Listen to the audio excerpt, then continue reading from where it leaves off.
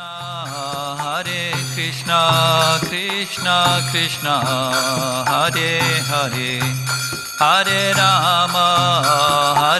Rama, Rama Rama, Hare Hare, Hare Krishna, Krishna Krishna, Hare Hare, Hare Rama,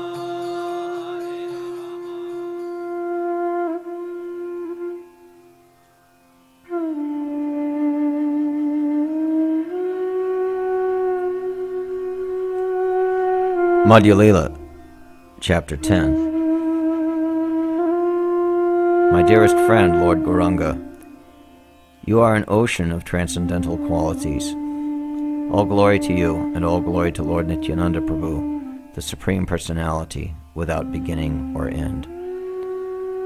After bestowing boons to Sridhar, Lord Chaitanya began to gently sway his head, and repeated the name Nada, Nada, Nada, and spoke to Advaita Acharya. Acharya, ask what you need. The Acharya replied, my prayers have already been answered, my lord. Lord Chaitanya appreciated this answer with a thunderous roar that drowned all other sound. While Lord Chaitanya was still manifesting his Mahaprakash Leela in the mood of the omnipotent, supremely opulent Lord, Gadadhar Pandit prepared Badal and offered them to the Lord, and the Lord took it and ate it. Lord Nityananda, whose partial expansion Lord Ananta Shesh is the support of the universe, now held the umbrella over Lord Chaitanya. Advaita Acharya and other great personages stood before him. The Lord ordered Murari, look at me, and Murari saw Lord Ramachandra in person. He saw that Vishvambar, Lord Chaitanya, was sitting on the kingly throne with the bow, and his complexion was green like the fresh tended grass shoots. He saw Janaki Devi or Sita Devi and Lakshman on his left, and all round the brave monkey leaders were offering prayers. Murari, perceiving his identity as Hanuman, and now seeing his beloved Lord Ramachandra, fell down in an ecstatic swoon. Lord Vishvambar called out aloud, hey monkey, you seem to forget how the demon Ravana, who stole Sita Devi, burnt your face. Enraged, you set ablaze his capital, Sri Lanka, and destroyed his entire race. I am that same Lord, your worshipful Lord. Now you are again in my presence. Rise, rise, Murari, you are as dear to me as my own life. I am that Lord Ramachandra, and you are Hanuman. See your Lakshman, your beloved life and soul. You saved his life by bringing the Gandha Madana mountain. Offer obeisances to the lotus feet of Janaki Sita Devi, whose distress moved you to profuse tears. Lord Chaitanya's words brought back Murari's consciousness, and on awakening, he saw that wonderful scene and began to cry in love of Godhead. Murari's ecstatic crying moved even the lifeless dry wood, what to speak about the assembled Vaishnavas. Again, Lord Chaitanya began to speak to Murari. You may ask me for any boon. Sri Murari replied, my lord, I do not want anything. Just grant me one wish, that I may only sing your glories. I may be put into any situation, but birth after birth I simply want to remember you, and that I may serve you in the association of your servitors. O my lord, please do not place me in a position where I may deviate from the absolute truth and forget you are the Supreme Lord and I your eternal servant.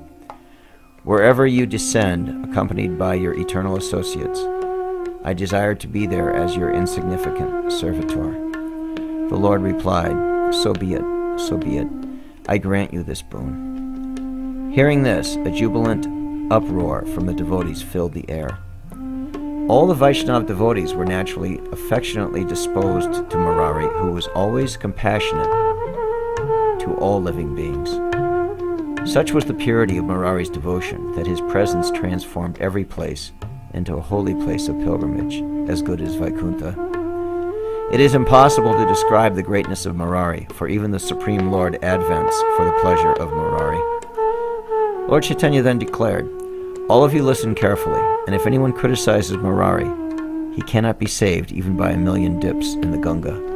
In fact, his baths in the Ganga or even chanting Lord Hari's name will not deliver such a sinful wretch.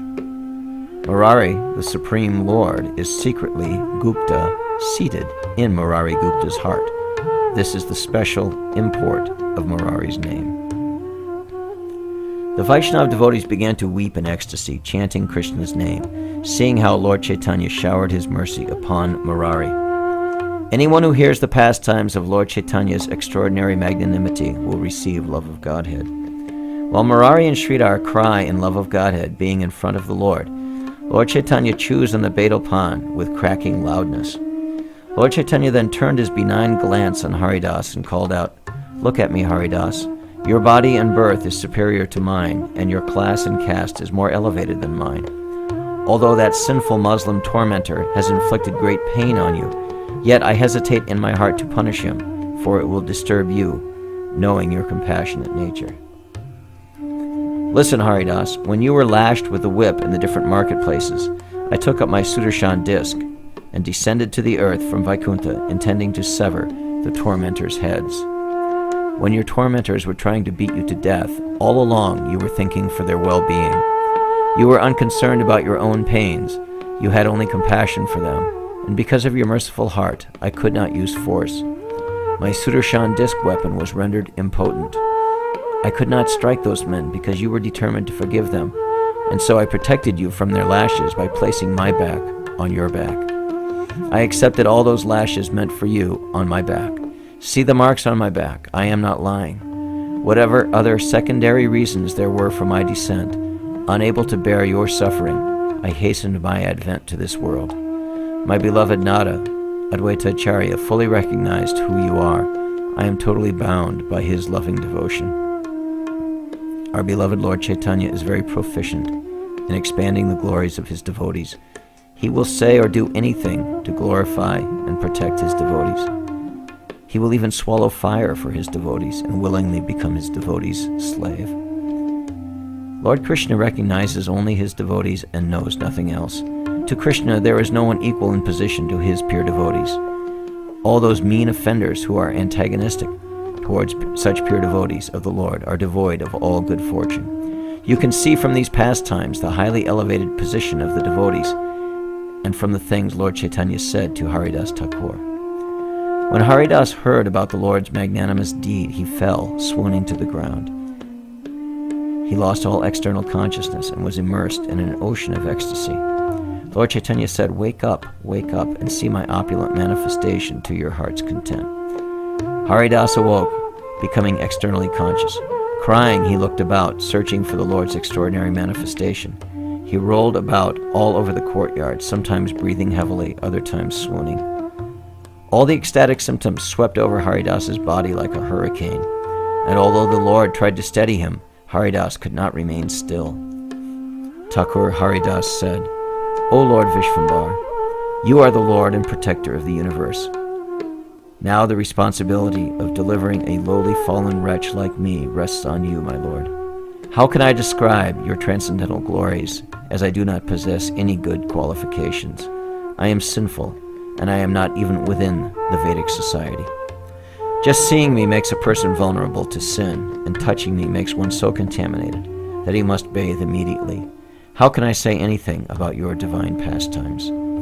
There is one fact that you yourself have stated. Anyone remembering your lotus feet, be he an insignificant and fallen as an insect, is never forsaken by you. Whereas even a mighty king falls from grace if he disregards your lotus feet. I am incapable of remembering you, although I know you shelter the most impoverished soul if he simply remembers you." The evil Duryodhan and Dushasana dragged the righteous Draupadi into the palace court, wanting to disrobe her. Confronted with the danger of disgrace, she remembered you, Krishna, and because of this, you made her sari endlessly long by your mystic potency. Yet the evildoers could not perceive your hand in this. Once the witches surrounded Parvati Devi, desirous of eating her, and when she remembered you, you immediately appeared and punished the witches and saved your devotee. I am so sinful that I cannot remember such a magnanimous personality as you, O Lord. Please therefore give me shelter at your lotus feet. The demon Hiranyakashipu inflicted all varieties of treachery and brutal methods, trying to kill Prahlad, like poisoning, hurling him down from the mountain, throwing him into a boiling cauldron of oil, etc. Yet throughout his tribulations, Prahlad meditated upon your lotus feet and was saved from each and every calamity. In this way, you humbled many of his enemies and took away all their vitality and strength. Finally, you appeared in person due to Prahlad's meditation. Once the 5 Pandavas were in a grave dilemma, fearing the wrath of Durvas Muni, but by remembering you appeared personally and saved them. You calmed Yudhishthira Maharaj with your assuring words. See, I am already here. You just sit down and relax, and I will take care of Durvas Muni and his army of disciples. Only the shred of vegetable left stuck to the side of the pot after the Pandavas had eaten was taken by Lord Krishna, relishing the thought of coming to his devotees' aid. The sage with his disciples, meanwhile bathing in the river, suddenly felt full in the belly, like having eaten a sumptuous meal. Ashamed and fearful, they fled. The miraculous benefits of remembering your lotus feet was amply demonstrated by the Pandavas in this incident. The path of true devotion for everyone is to remember you. You perform your super excellent activities to rescue your devotees. The story of Ajamil is wonderful, how from the most degraded state he remembered the Supreme Lord at the moment of death. He saw the Yamadutas, angels of death, coming to drag his soul away to the nether regions of hell. And in fear, looking for shelter, he saw his son's innocent face and called out his name, Narayan, the holy name of the Supreme Lord. And this immediately reminded him of the Lord. As soon as his mind rested on the Lord, all his danger and distress disappeared. Only the elevated devotees of the Lord have easy access to the greatest spiritual treasure, which is the constant remembrance of the Supreme Lord. This is not surprising. O Lord, I am so destitute that I do not even possess the sweetness of your memory, and yet you have not forsaken me. Although I am unfit to see you, you are present before me in person. I am praying to you now for only one benediction. Lord Chaitanya replied, Say all that you want to say. There is nothing that I do not want to give you. Haridas spoke to the Lord with folded hands. O Lord, I have known only misfortune, yet you give me so much hope. Just allow me to partake of the remnant of foodstuffs of your devotees, totally surrendered to your lotus feet. Let this activity be my permanent and most prominent service, life after life. My sinful birth and existence is miserable, without remembering you. But now, please make my life successful by granting me the remnant of your servitors. I feel within my heart that I have committed a grave offense by asking to situate me on the elevated status of that of a Vaishnava, although I am grossly unfit. O Lord, my Master, Protector, and the Maintainer of the entire creation, I am spiritually lifeless, therefore kindly forgive my ignorance. O Lord Vishvambar, the beautiful son of Mother Sachi, you are my Master, so be merciful to me and keep me as a dog in the house of a Vaishnava. Haridas Thakur was overwhelmed by feelings of ecstatic devotional emotions, and he repeatedly petitioned the Lord, his desire for humility and devotional service unfulfilled. Lord Chaitanya replied, Listen, my dear Haridas, you are a highly elevated Vaishnava. If anyone spends a day in your service and association, or you kindly speak to someone for a short time, that person certainly achieves me. There is no doubt about this. Whoever respects and serves you does so to me also, for I perpetually reside within you. As my servitor, your position is unique. You have therefore imprisoned me within your heart eternally. I bless you that since you are crowned already with a faultless character, that you will always continue to worship and serve me and my devotees without a single deviation or offense. A tumultuous sound of joy from the Vaishnavas greeted Lord Chaitanya's boon to Haridas Thakur. High birth, caste, fruitive activities, or wealth are worthless commodities to achieve love of Godhead. Only the intense, loving desire for Krishna can bring one to the lotus feet of Krishna. A Vaishnava may take birth in any family, but he always is the most exalted personality. This is the spiritual verdict. The living proof is Haridas Thakur, who was born into a Muslim family, yet what he saw and spiritually perceived is rarely experienced by even eminent personalities like Lord Brahma. Only the most wretched sinner will discriminate a Vaishnava's caste, race, or nationality, and for doing so he suffers the pangs of repeated birth in the lower species of life. One who hears this pastime of the Lord and Haridas Thakur with proper faith will certainly enjoy the fruit of Krishna Prema. These words are not my concoction, but the bold declarations of all scriptures. One is sure to experience the bliss of devotional service to Lord Krishna if one hears the transcendental activities of the pure devotees of the Supreme Lord. All glories to Haridas Thakur, a giant amongst the Vaishnavas. Remembering him, one is freed from all sinful reactions. Devotees started talking about Haridas. Someone said, "He is like Lord Brahma." Another observed, "Prahlad has come again as Haridas." Haridas Thakur was in every respect a great and unalloyed devotee. He is an eternal associate of Lord Chaitanya. Lord Brahma and Lord Shiva are always desiring in their hearts the transcendental company of Haridas Thakur. All the demigods feel this same urge to associate with Haridas, and Ganga Devi wishes to bathe Haridas in her waters. Such is Haridas Thakur's exalted position, that just seeing him relieves one from the bondage of material existence. What to speak of associating with him?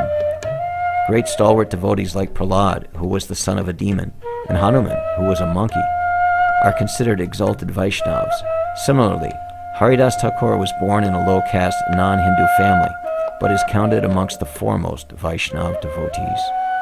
Haridas, along with Murari and Sridhar, began to weep joyful tears, while Lord Vishvambar smiled pleasantly on them, chewing betel. Sitting on the throne, the Lord was engulfed in a dazzling effulgence, and an equally brilliantly shining Lord Nityananda stood holding the umbrella over Lord Chaitanya. Lord Chaitanya looked towards Advaita Acharya smiling and began to reveal his inner thoughts. "Listen, Acharya, do you remember when I once fed you one night? At the time, I had not yet advented, and you were endeavoring excessively to bring me down from the spiritual abode. You would hold discourses on the bhagavad-gita and explain everything in terms of devotional service. There was hardly a soul who could grasp these topics, and once, when you did not find the meaning of a certain text pertaining to devotional service, you did not look for discrepancies and faults in the text, but gave up enjoyment for acquiring accurate esoteric knowledge. You were very depressed and lay back, refusing to eat, and I appeared before you. When you fast, it is the same for me too. Whatever you offer me, I accept. I cannot stand to see your slightest pain. So I appeared in your dream that night and spoke to you. Awake, awake, Acharya, and hear the real purport of the Gita text. This is truly its unequivocal meaning. Please get up and eat. Give up your fast. For you I will reveal the esoteric meanings. Eat to your satisfaction, and everything will happen in a dream." In this way, the doubts that had arisen in Acharya's mind while discoursing on the Gita dissipated. The Lord reminded Acharya distinctly of the dreams in which he had appeared to him, clearing his doubts. He reminded the Acharya of the correct number and the precise dates of the dreams and the exact text he had explained to clear his doubts. Truly, Advaita Acharya's devotion is glorious. How can I describe his unlimited potency and his devotion? Lord Chaitanya replied, "I had explained to you all the texts that were difficult with the exception of one, and that I will explain to you now. The Gita text that reads Sarvata Panipadata, meaning the Supreme Being's hands and feet are everywhere, is wrongly interpreted due to the rigidness of partisan thinking of certain schools of philosophical thought.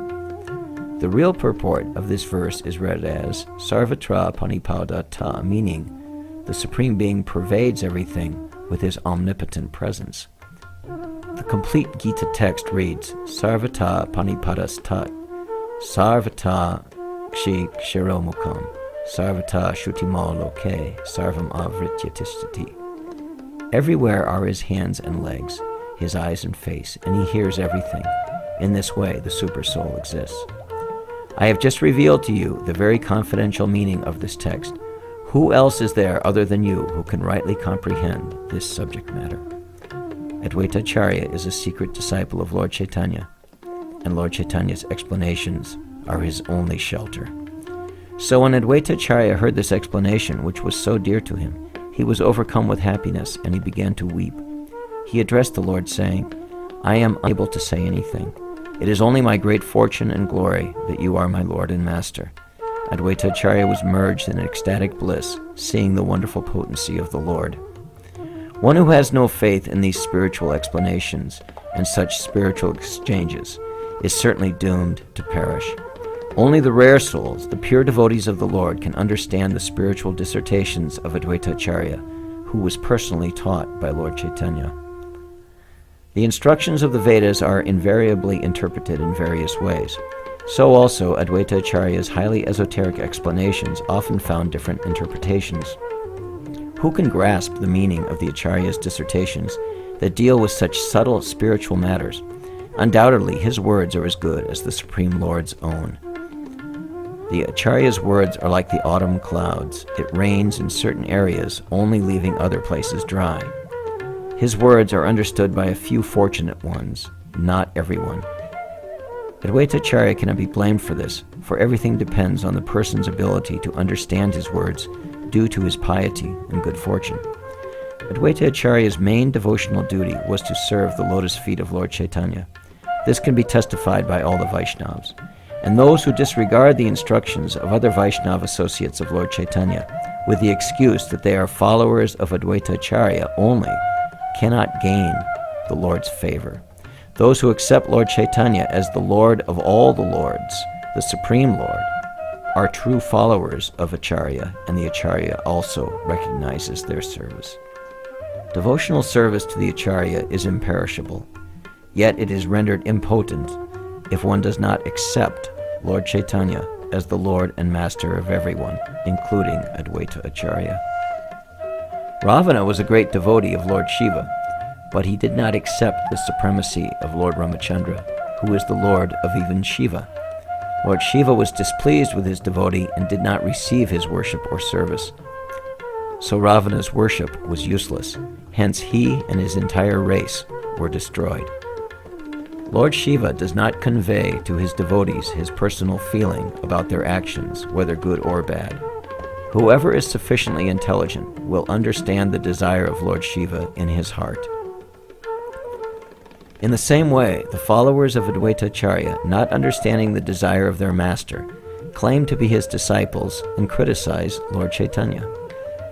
Advaita Acharya does not tell them anything due to his specific nature. So because of neglecting the advice of other Vaishnavas and the inner desire of Advaita Acharya, they perish. These condemned persons do not understand that Advaita Acharya's exalted position and his mystic perfection are all due to the mercy of Lord Chaitanya. And if anyone volunteers to instruct them on these matters, they become enraged and go to strike their well-wisher. Little do they know that Lord Chaitanya's external potency, Maya Devi, is exceedingly powerful, and she takes efficient care of such wayward and demoniac souls. These persons do not understand that Lord Chaitanya is the most beautiful Supreme Personality, and Advaita Acharya is his servitor, and is like the Lord's different jewelry and ornaments that decorate him. Their positions have been clearly defined in the previous verses. A person's elevation and progress in devotional life depends on how much he is serving Lord Chaitanya. There is nothing superior to the Lord's devotional service. The devotees can advance in his devotional service in proportion to the mercy they receive from Lord Chaitanya and Lord Nityananda by rendering such devotional service. In this way, devotional mellows constantly increase. Lord Nityananda inspires everyone to chant all the time. He says, "My dear brothers, say, O my Lord Gaurachandra." Advaita Acharya is totally engrossed in remembering Lord Chaitanya and his pastimes, often moved to tears by devotional emotions. After hearing these transcendental narrations, if one is unable to develop devotional fervor and love for Lord Chaitanya, then contact with such a person should be avoided, for it will wither away one's faith and piety. One who understands that Advaita Acharya is a foremost Vaishnava devotee of Lord Chaitanya and serves him in that capacity is himself an exalted Vaishnava devotee, and he is assured of the shelter of Lord Krishna eternally. Such a Vaishnava is also very dear to Advaita Acharya. Others who do not understand this relationship are despicable rejects of human society. Advaita Acharya is always extremely pleased to hear about his Lord. Caitanya Mahaprabhu is glorified as the Supreme Lord of all. Advaita Acharya himself glorifies Lord Chaitanya in this manner.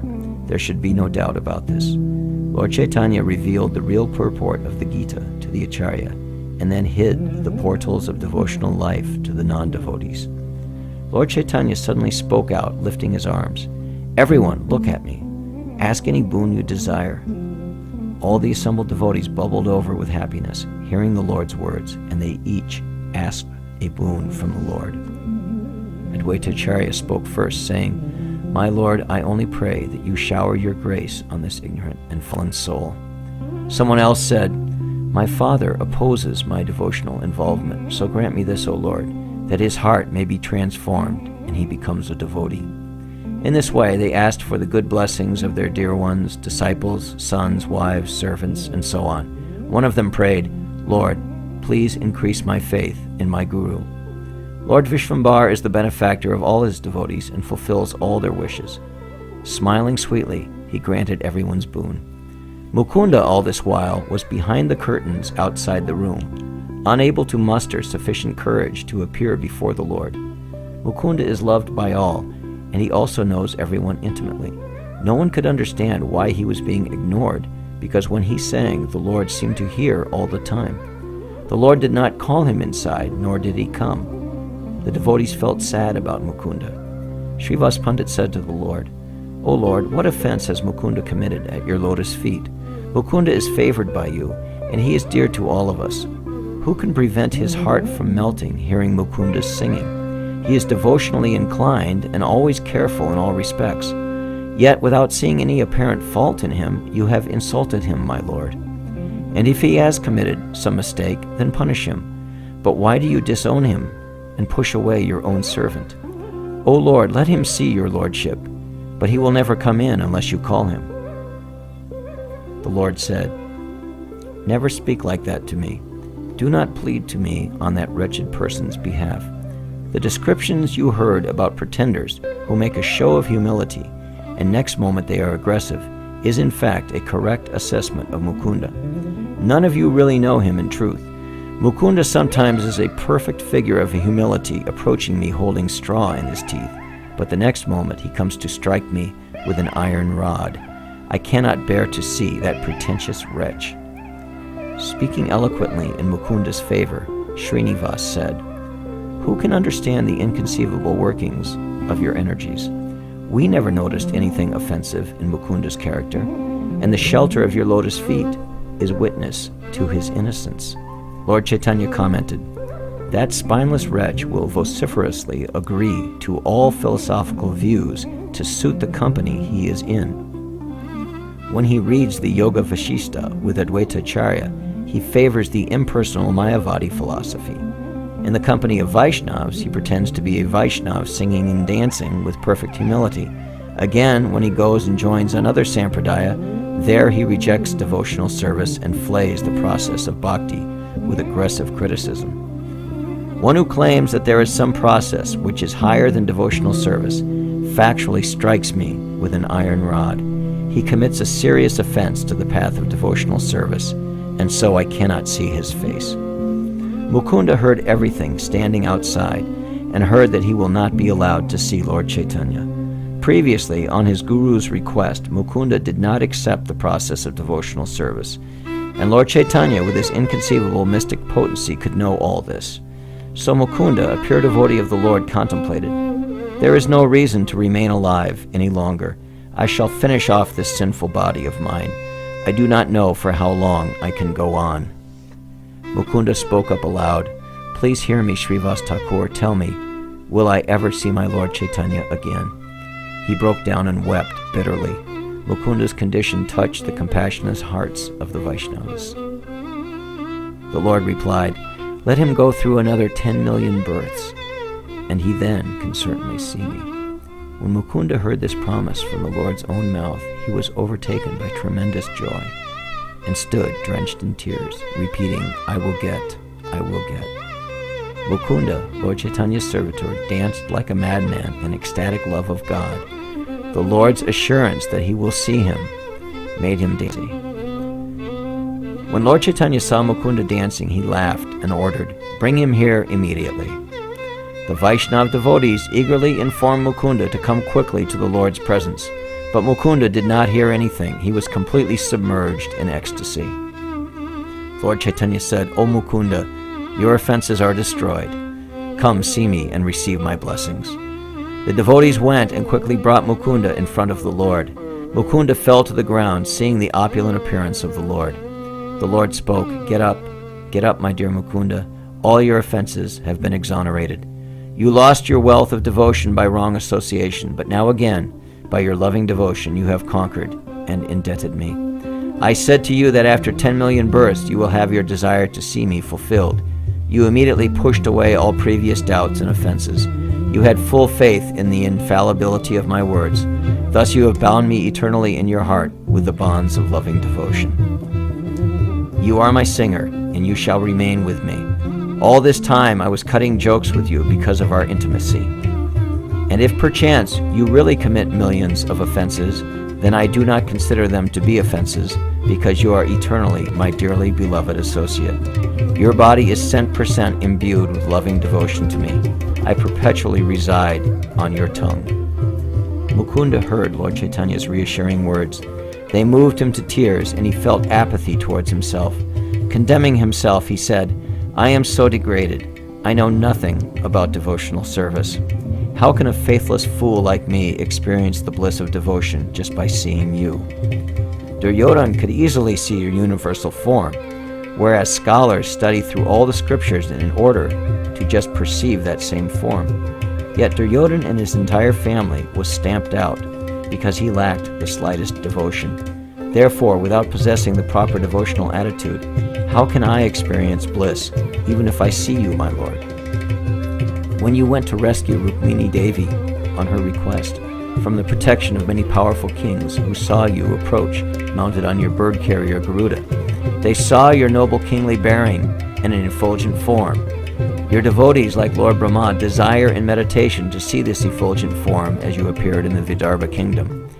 As you were kidnapping Rukmini, the kings saw you, put up a fight with you, and were all slain, all because they had no devotion for you.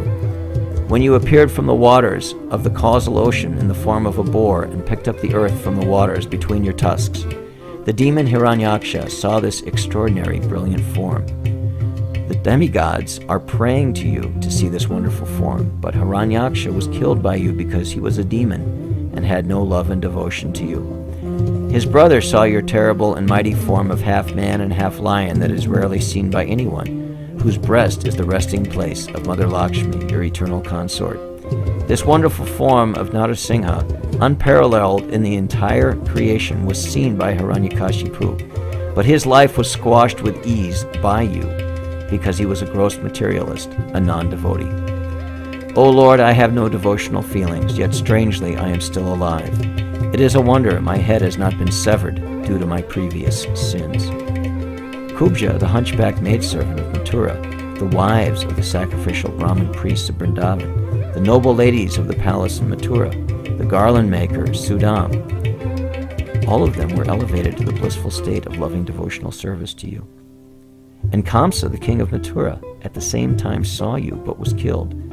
I do not possess any devotion to you, my Lord, but yet you keep me.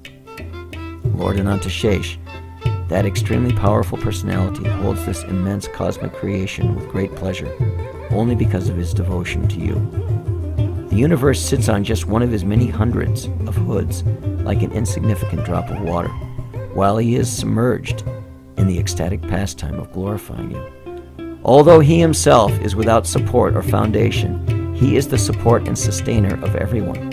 He can perform such extraordinary feats simply due to the potency of devotional service to you. Yet I am so fallen and impious that I cannot appreciate even such wonderful devotional fervor. I am destined for eternal degradation. Lord Shiva, Shankara, became the husband of Gauri, Durga, by dint of his devotional service. Narada Muni rose to the platform of an eternal associate of the Lord, also through loving devotion. Vyasadeva compiled the entire Vedic literature, yet he was feeling dissatisfied deep in his heart. You had revealed to him in precise form the essence of the highest spiritual knowledge, which is the science of devotion, but he was unable to grasp the full import due to slight impurities of the mind. Then you spoke to him again through Narada Muni, the same science of devotional service, and in this way he felt resuscitated with happiness, and went on to make perfect this human birth. I am worse than an insect, yet I am not moved by such devotion. O Lord, how can I ask to see you? Mukunda began to weep, raising his arms up in the air. His body trembled, and he released heavy sighs in ecstatic devotional emotions. Mukunda is a pure devotee with a simple and spontaneous love of the Lord. How can I describe sufficiently the extent of his glories? He is counted amongst the most intimate, eternal associates of the Lord. Lord Vishvambar was moved by his devotees' suffering and feelings. He said, Mukunda's devotional service is very dear to me. Wherever and whenever you sing, I will be present there. And all you have said is absolutely true. One cannot perceive me as I am, even if one sees me. One can see my true self only through the eyes of loving devotion. Truly I say to you, for you are very dear to me, that the instructions I have given in the Vedic literature about the different rights and duties of everyone and their concomitant results cannot be changed by anyone. I alone can do as I please and supersede these rights and results, because I have the full authority to do so. I have made you speak the truth about devotional service. Nothing is of any value if it is not my devotional service. It pains me if someone is against my devotional service. And due to my suffering, such an atheist is deprived of all happiness, even if he sees me. Demon King Kamsa's washerman also saw me. I asked him for help, but he refused. This was very unfortunate for him, because he was deprived of the opportunity to render devotional service. He had no attraction for me. He had performed very severe austerity and penances for many, many lifetimes just to see me. This piety gave him the fortune to see me, yet he could not experience the exhilaration of seeing me due to lack of devotion. I do not show any mercy to non-devotees, and even if they see me, they are deprived of the transcendental result, eternal happiness. One's devotion is drained if one is offensive to the authorized process of devotional service. Due to the absence of devotion, seeing me is fruitless. Whatever you have said are actually just the things I wanted to say. In fact, why should any other topic grace your mouth? I shall propagate the process of devotional service everywhere. This I have said to you. I will do this through your voice, through your songs. All the Vaishnavs' hearts will melt with ecstatic joy hearing your songs. Just as you are very dear to me, so will you also be amongst all my devotees, the Vaishnavs. And wherever I descend in any incarnation, you will be also present as my singer. As the Lord showered blessings and boons on Mukunda, the Vaishnava assembly resounded with great jubilation. Devotees clasped their hands and sang out, Glory to Lord Jagannath, glorify the Lord, and so on. Whoever hears these narrations about Mukunda receiving the Lord's special mercy is favored by the Lord to become an associate of Mukunda as a singer. All the topics on the pastimes of Lord Chaitanya are highly confidential subjects undisclosed in the Vedas. Only the intelligent class of men can appreciate these topics, and not the foolish. Those who relish these pastimes will certainly be able to see Lord Chaitanya face to face. So it continued. Each Vaishnav, as he desired, had his wish fulfilled by the Lord. Srivas Pandit is a very great and exalted personality, and so all these pastimes took place in his own house. The Lord appeared to each devotee individually as different incarnations according to the devotee's attachment to a particular incarnation of the Lord. All these manifestations were extraordinary and super excellent. Lord Chaitanya performed his pastimes in this manner. Every day the Lord revealed his super mundane pastimes, and all the assembled Vaishnavas, along with their wives, saw these extraordinary happenings. One who surrenders his body and mind and becomes the Lord's servitor can perceive these transcendental activities. In Navadvip, there is no dearth of men in the renounced order of sannyas, mental speculators, men who are either performing severe penances, studying the scriptures, or performing yogic practices. Most of them are studying the Gita and Bhagavat since long, and some of them are even giving lessons to others. Yet not one of them is willing to give up their own ways and practices and religious views. Some undertake strict vows to remain celibate throughout life, never to accept service from others, and in this way lead a life of extreme hardship.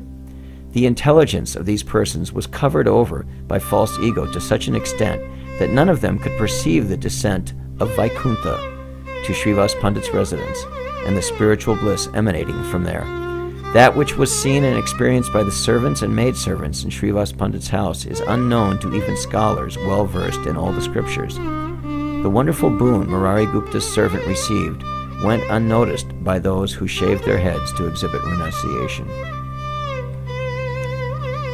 Lord Chaitanya can be captivated by devotion alone, and not with wealth, high birth, erudition, or any other such mundane means. One may be crowned with wonderful accomplishments, yet he is unable to attract the mercy of Lord Chaitanya, for the Lord submits to unalloyed devotion, as is clearly declared in the Vedas.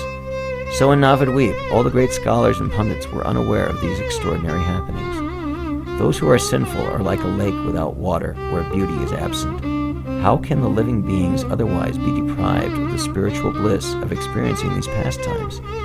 These supermundane pastimes of the Lord are continuously existing and never-ending.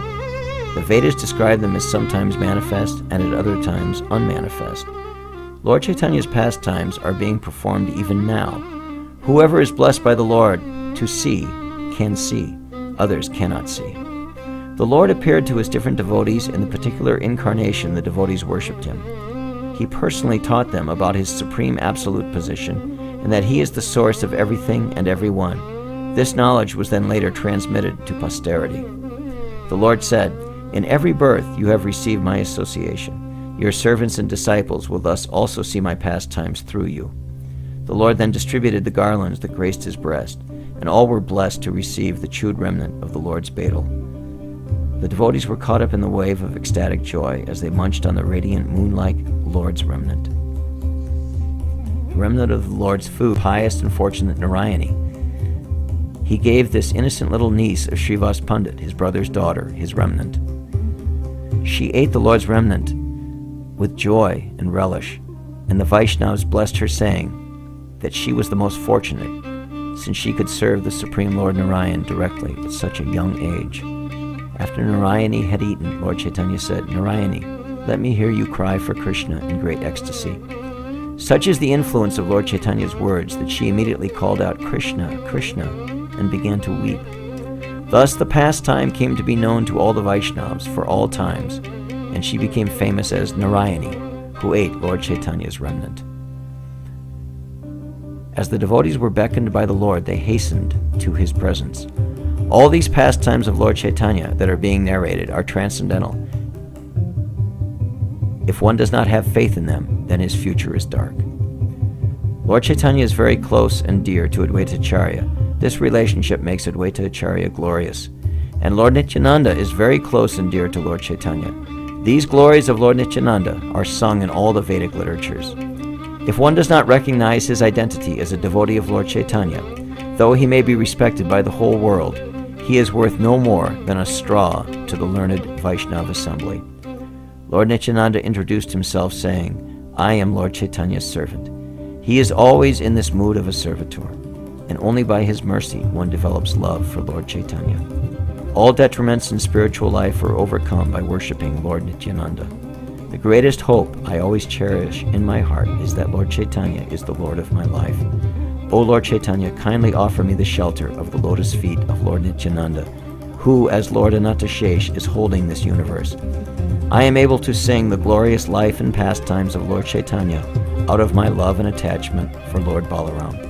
My Lord Balaram is always desiring the best for the world. Lord Nityananda knows no other designation other than being Lord Chaitanya's servant, and only through serving Lord Nityananda is one eligible to become a devotee of Lord Chaitanya.